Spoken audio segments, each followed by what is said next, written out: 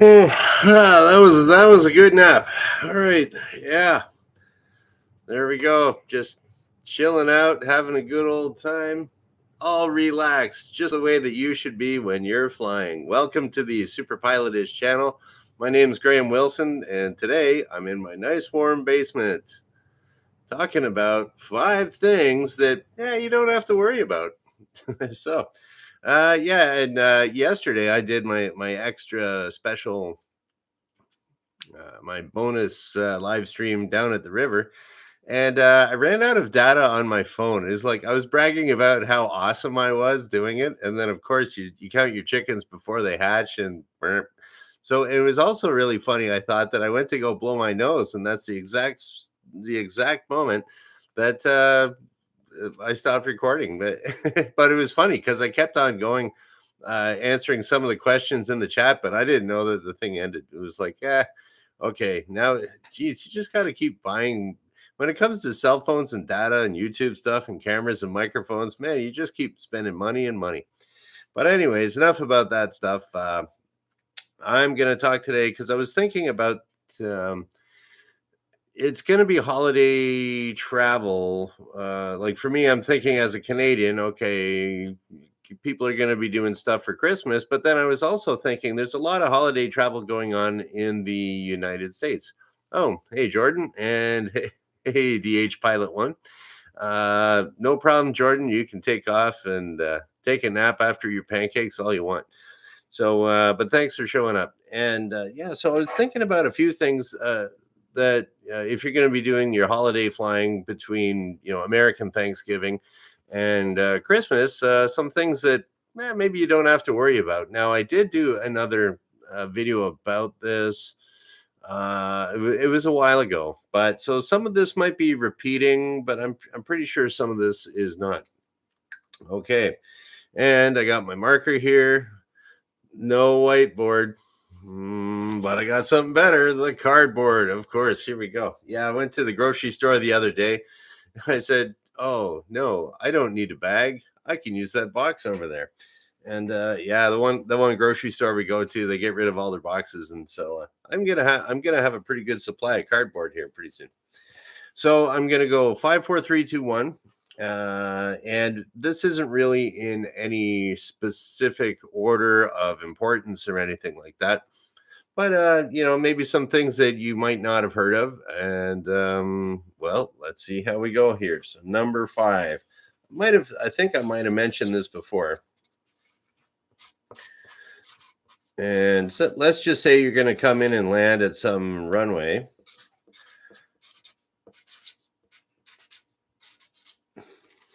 And you're in your seat, and the plane lands, and you're like, boom, whoa. And maybe you might hear the landing gear make a big bang kind of noise. And you're like, whoa, we landed so hard.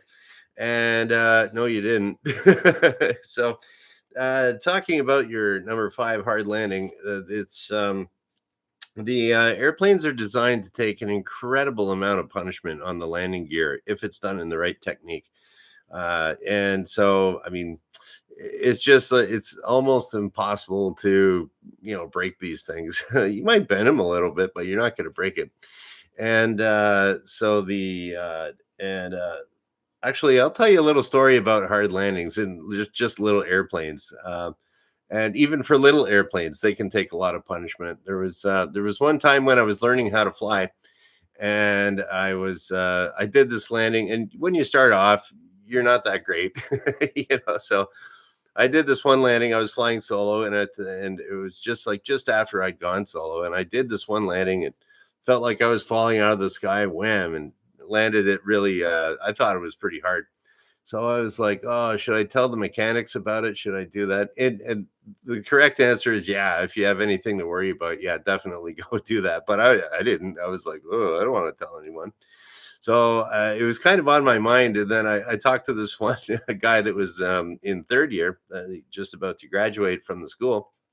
And I said, yeah, man, I think I might have had a hard landing the other day. And the guy tells me, oh, yeah, you mean like when you feel like you're falling and you slam it on the runway and then your back hurts for about a week after that? And I'm like, your back hurts? No, I didn't land that hard. And he says, oh, I did that once. I'm like, did you tell the mechanics? Oh, I'm not telling anyone about that. I'm like, so I mean, those are pretty tough airplanes if you can just slam it on the ground and hurt your back for a week. So yeah, that's the airplanes are really built tough. And so where you might get that is we get that all the time for the Q400s that fly into Toronto City Center on the island.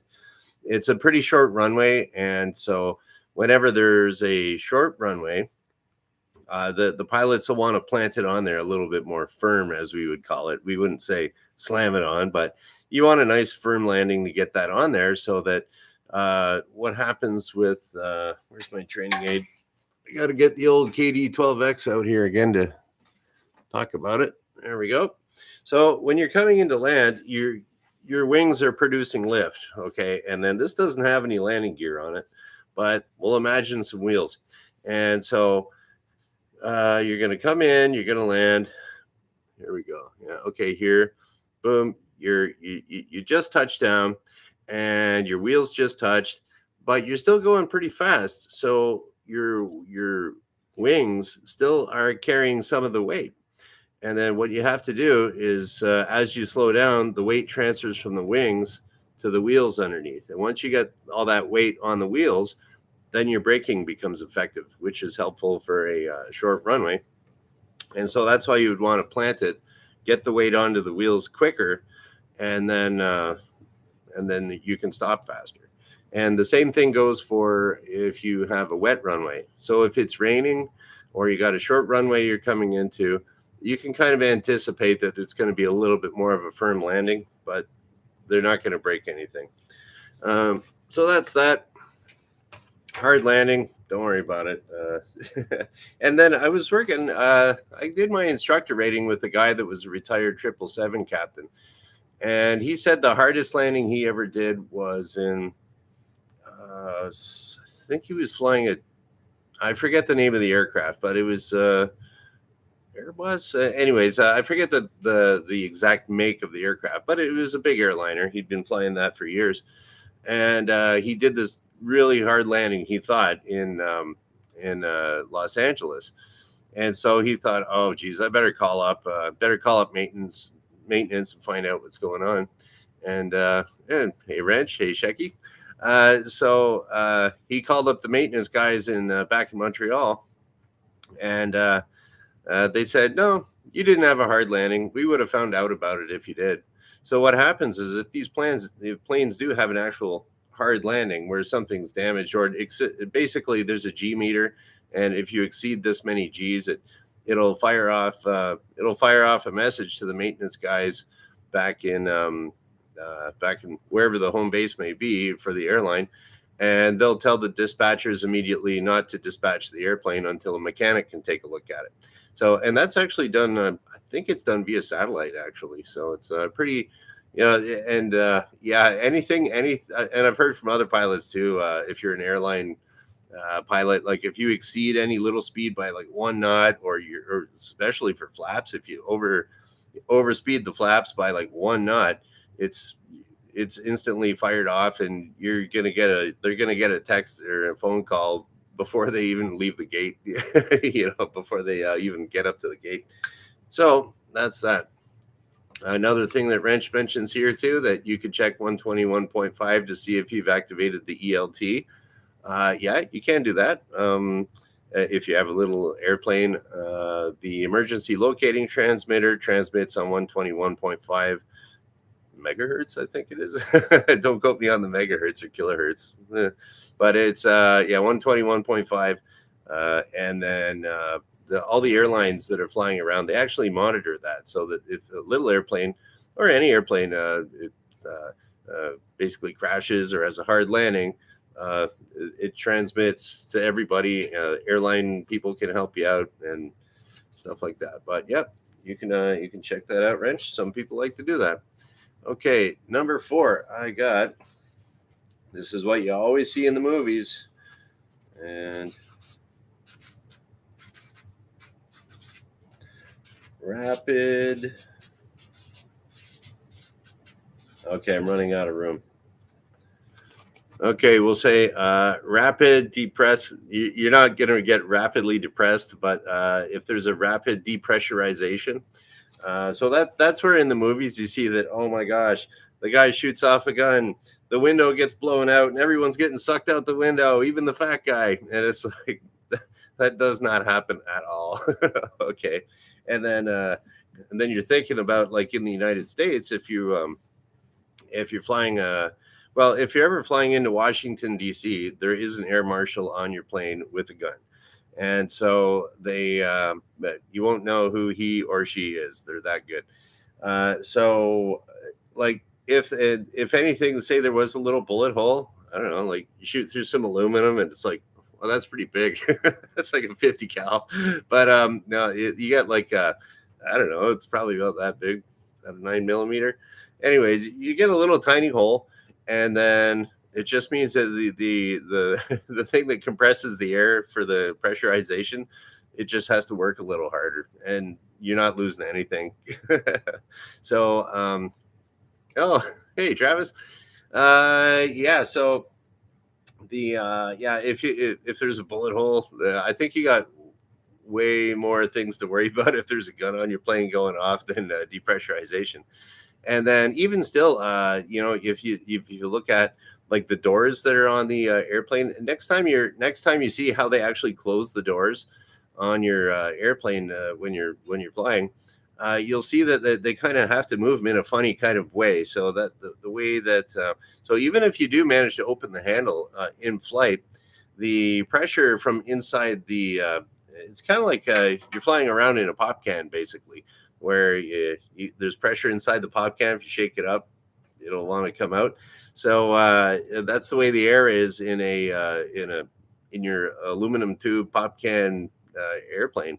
And so the doors there are designed in such a way that even if you open up the mechanism to open it, the pressure differential is it's the inside pressure actually forces it against the fuselage, so that like it actually has to kind of come in a bit before it opens up. So the pressure is keeping the door from opening basically. So you'll never have to worry about a rapid depressurization really, unless there's like something absolutely horrible, a midair collision or something. But if you have a midair collision, you're probably going to be losing altitude pretty fast anyways, and you'll be back in breathable air very soon. So anyways, but that doesn't really happen much. Okay, let's do. I got the wrong. It's my little notes here, but I need some cardboard. So here we go. Number 3.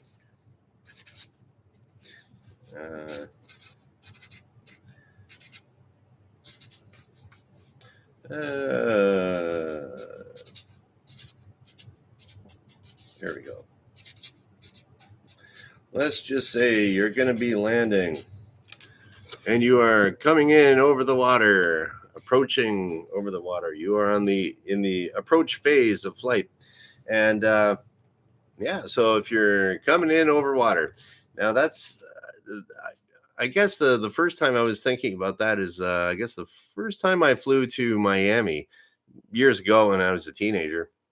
And the way that the runways are set up is that you're getting lower and lower and lower, and you're over the water, and you're like, are we gonna land in the water? And that kind of freaks you out. But let me just tell you, from a pilot's perspective, pilots don't want to land in water unless they're float pilots. Then in that case, you want to see. Oh well, here's another thing: that if you are landing in a float plane, that you might not know. Maybe you go on a fishing trip or something like that, and you're way up north. There's a condition that exists called glassy water, where there's no wind and there's no ripples on the surface of the lake.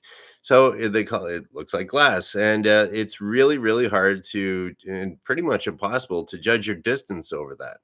So what you do is what the float pilots will do, or at least the way I was trained it, and I've only ever done one glassy water landing, and it's really weird. If it's a pretty big lake, and they just say, okay, fly down to the top of the trees, and level it out, and then get into about 100 foot per minute descent and just wait.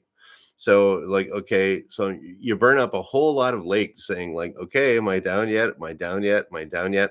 And then the glassy water will just grab your floats, and you got to make sure you get the back pressure on there so it doesn't flip over. But yeah, it slows you down quick, and you just kind of, whoa, there's the water. So yeah, but coming in over the water, like Denis here says, DH Pilot 1 flying into Honolulu. I'll take your word for it. It's kind of it's unnerving, but you know, if you're coming in and you can actually see the ground, that's a good thing. So that means the pilots can see the ground and they can see the runway. They could probably see the runway way more than you because they're looking out through the front, right? So yeah, don't worry about it. So coming in over the water. Now, here's something that I've encountered once, and it freaked me out just a little. And then I thought about it, and I went, "Aha!" So here we go.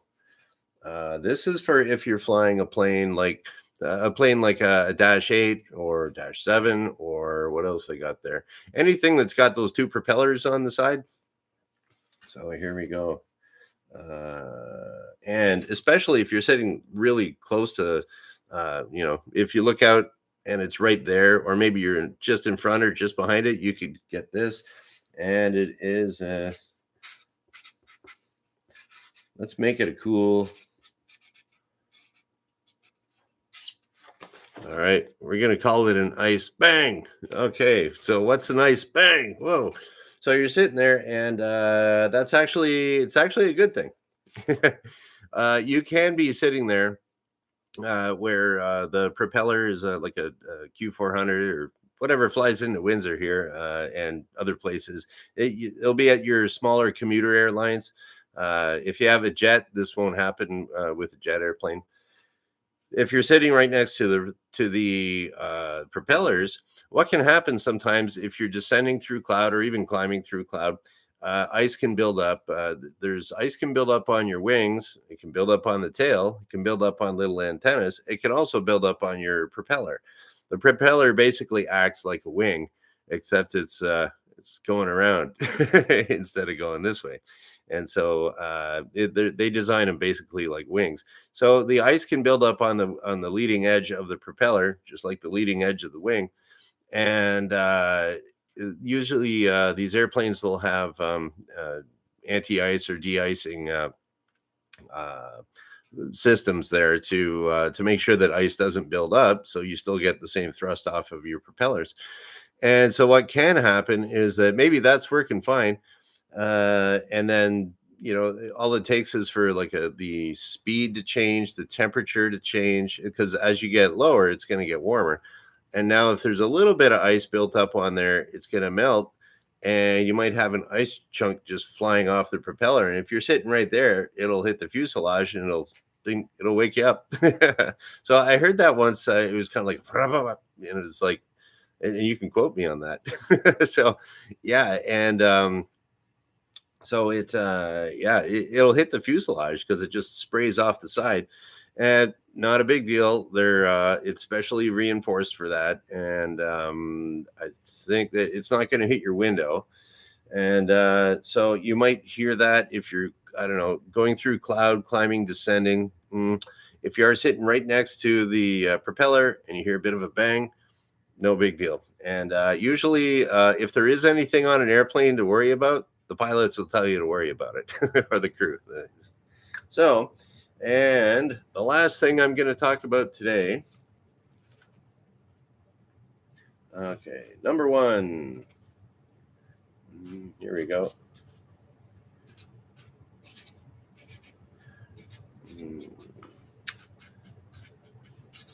I don't know exactly what to put here.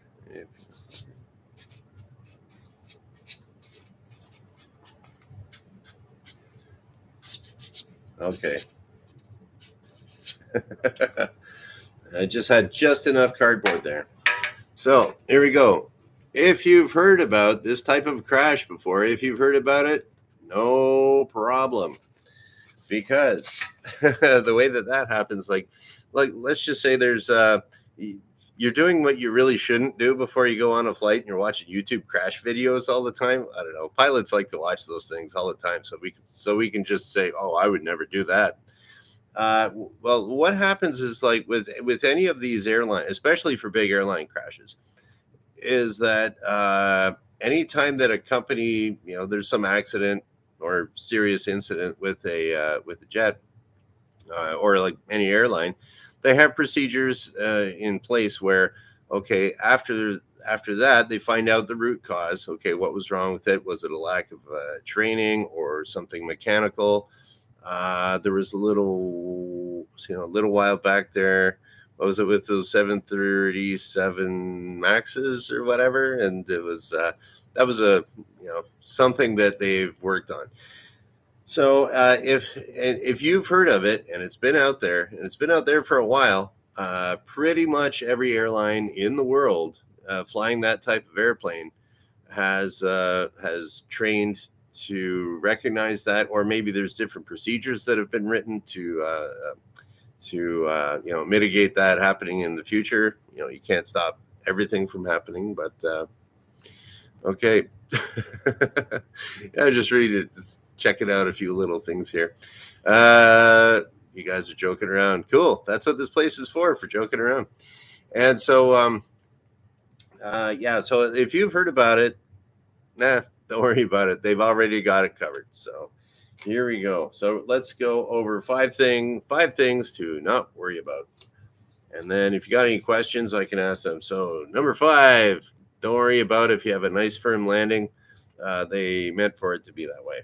Okay, rapid depressurization doesn't happen. And if it does, you got worse things to worry about. And okay, coming in over the water, don't worry, the pilots can see the water.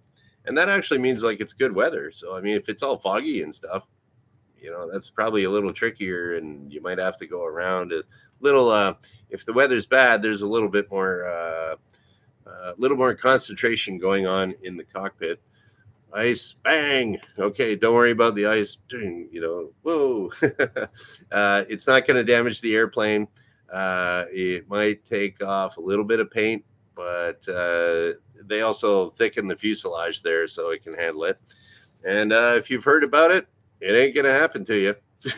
So there you go, because they've already worked on procedures and, anything mechanical, they got it all figured out.